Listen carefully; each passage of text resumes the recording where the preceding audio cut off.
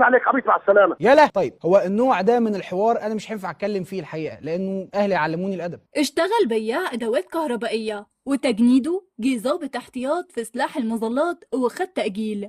مرتضى منصور خلاه يبكي على الهوا لما شتم والديه. شوبير حضر العفريت ومعرفش يصرفه.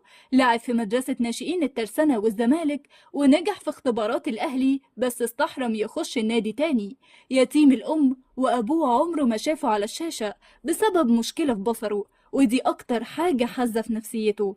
سجل أول حوار مع تريكا على ووكمان، ورضا عبد العال صاحب الفضل عليه. حكاية الحريف إبراهيم فايق. اتولد إبراهيم سنة 84 في منطقة فيصل لأسرة على قد حالها. الأب تاجر أدوات كهربائية والأم ربة منزل بسيطة. وفي سن ال9 سنين راح اختبر واتقبل في ناشئين الترسانة، أيام ما كانت الشواكيش مكسرة الدنيا في الدوري الممتاز، وكان بيلعب مهاجم وصانع ألعاب، وبسرعة أصبح كابتن الفريق.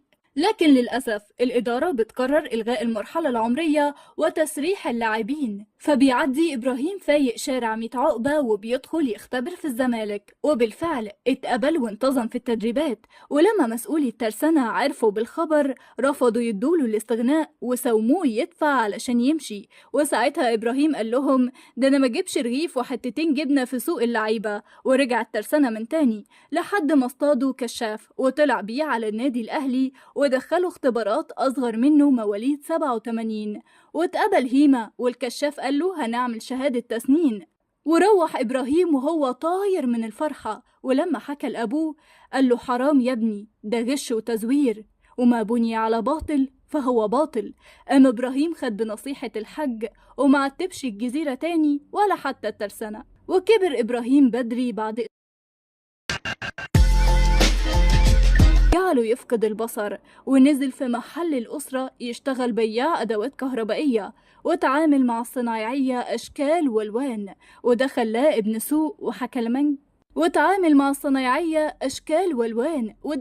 ابن سوق وحكلمنجي وفهلوي.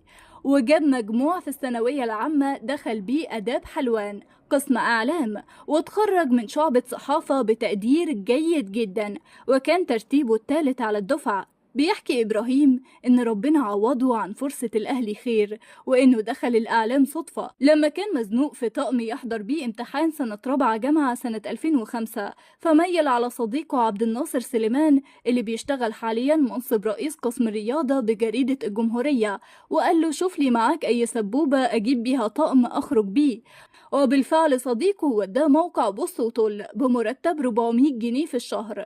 ولما اتطلب منه حوار مع لعيبة كورة طلع على النادي الأهلي وكان فاكرها سهلة، لكن الأمن ما عدهوش من البوابة وقالوا له اتكل على الله يا ابني. وفضل مستني في عز الشمس لحد ما طلع تريكا وعشرات الصحفيين جريوا عليه، وإبراهيم واخد جنب.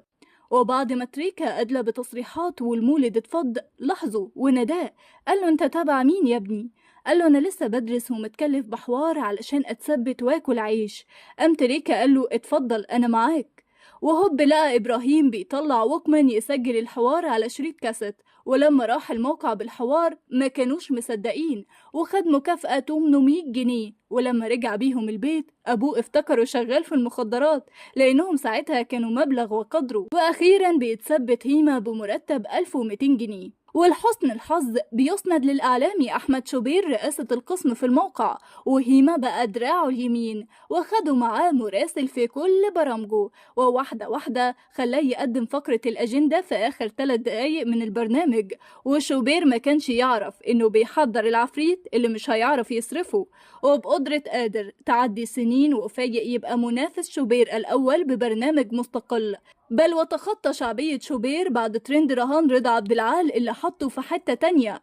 وفي 2018 مضى مع أون تقديم الدرجة الثالثة، ولكن يشاء القدر يحرمه من والدته قبل ما تشوفه على أون. وبعد 5 سنين من الاجتهاد والانفرادات والحصريات، الإعلام السعودي بيحطوا عينهم عليه لتقديم برنامج الكورة مع فايق كيدا في شوبير. وفايق استغل الإمكانيات كما ينبغي، وخلال أقل من شهرين